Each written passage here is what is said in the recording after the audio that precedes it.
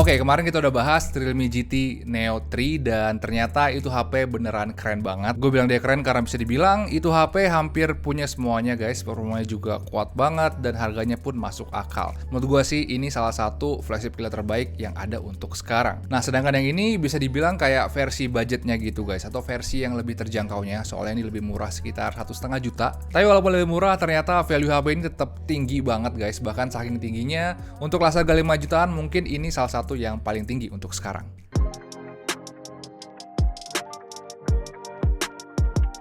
Oke, setelah pakai selama semingguan, bisa gue bilang sih ada beberapa alasan ya guys ya. Kenapa tadi gue bilang ini value-nya tinggi banget di kelas harga 5 jutaan sekarang. Alasan pertama adalah karena performa HP ini memang kuat banget guys. Bahkan di kelas harga segitu bisa dibilang ini yang paling kuat. Sebenarnya tahun ini HP 5 jutaan memang terasa nggak begitu seru karena spesifikasi internalnya itu memang banyak yang agak nanggung ya guys ya. Tapi untungnya yang ini nggak gitu. Biasanya di HP 6 jutaan ke bawah kita ketemu dengan HP-HP yang prosesornya itu Dimensity 920, Snapdragon 778 atau Exynos 1280. Tapi yang ini beda guys, soalnya dia udah pakai prosesor yang performanya paling mendekati flagship Android, yaitu Snapdragon 870. Gue bilang ini mendekati flagship karena level performanya udah masuk ke level yang memuaskan dan levelnya cuma sedikit di bawah flagship Android zaman sekarang. Kalau dipakai untuk keseharian doang kayak browsing, streaming, dan foto-foto, performanya udah terhitung sangat lancar dan cepet banget.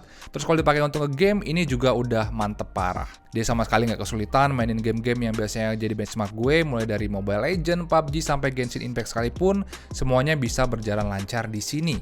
Bahkan di Genshin aja dia masih bisa dapetin FPS maksimal di settingan tertingginya. Dan itu keren banget, karena biasanya tuh cuma gue dapet di HP-HP Android yang pakai prosesor high-end. Kalau dibandingkan dengan Neo 3 sih bisa dibilang Neo 3T ini paling cuma kalah stabil dan juga sedikit lebih hangat kalau dipakai main game berlama-lama. Tapi bagi gue itu perbedaan yang sepele banget sih, apalagi mengingat kedua HP ini kan harganya beda jauh. Ini 1,5 juta lebih murah. Terus untuk baterainya sendiri, HP ini punya kapasitas baterai yang terhitung aman banget. Biasanya di harga segini baterainya banyak yang dipangkas jadi 4000-an mAh karena mereka itu ngejar body yang lebih tipis. Tapi untungnya yang ini kapasitas baterainya tetap 5000 mAh guys. Dan menurut gue itu keputusan yang bagus banget. Soalnya tiba-tiba HP kayak gini kan biasanya dipakai oleh power users yang memang butuh daya tahan baterai yang tinggi.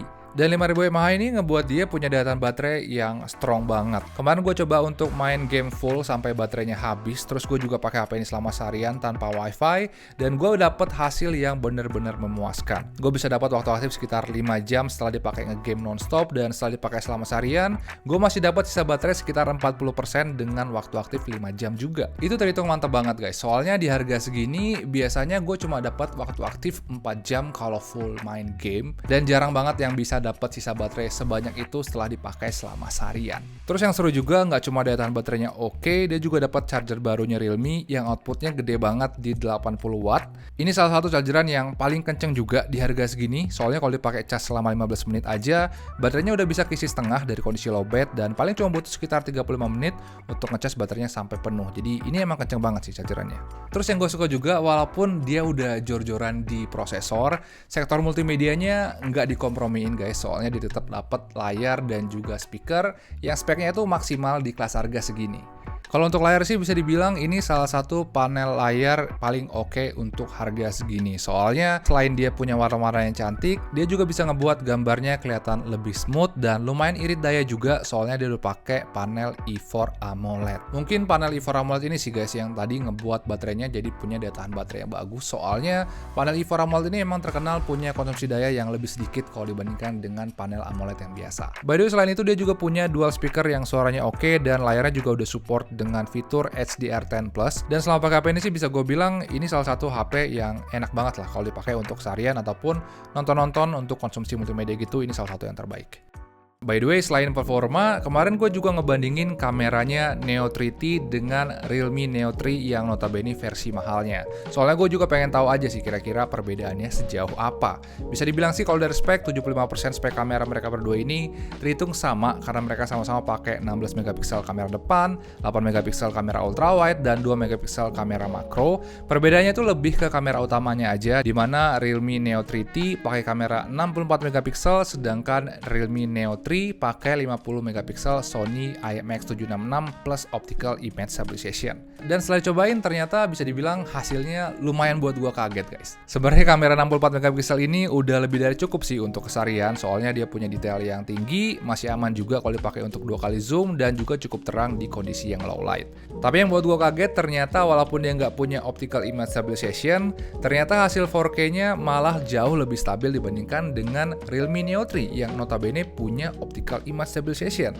Dan itu bagus banget karena cuma sedikit loh HP mid-range yang bisa record video 4K sestabil ini di kelas harga 5 jutaan. Tapi selain itu, ya bisa dibilang kamera 64 megapiksel ini levelnya memang masih di bawah 50 megapiksel Sony IMX766 ini guys. Soalnya di sini kelihatan banget kok kalau detail 64 megapiksel ini memang nggak senatural 50 megapiksel. Terus dia juga nggak punya bokeh-bokeh natural kalau dipakai untuk foto jarak dekat, dan di kondisi low light hasilnya juga kalah bersih karena noise-nya memang masih terasa dan efek sharpening-nya juga terasa. Jadi ya perbedaannya emang terasa sih guys, soalnya kan yang 50 megapiksel ini emang kelas flagship, sedangkan yang 64 megapiksel emang kelas mid-range gitu. Tapi walaupun kayak gitu untuk kelas harga 5 jutaan, menurut gue sih 64 megapiksel ini udah salah satu yang terbaik lah ya. Soalnya gak semua HP 5 jutaan bisa dapetin hasil foto sebersih dan juga video sestabil ini, jadi ini udah lumayan banget. Dan terakhir untuk bodinya, kalau dari body sih bisa dibilang nggak ada yang terlalu spesial sih, paling cuma desainnya aja yang menurut gue agak unik. Kalau dari desain sih jujur gue suka sih dengan warna kuningnya, dan pattern kotak-kotak di bagian kameranya juga kelihatan keren.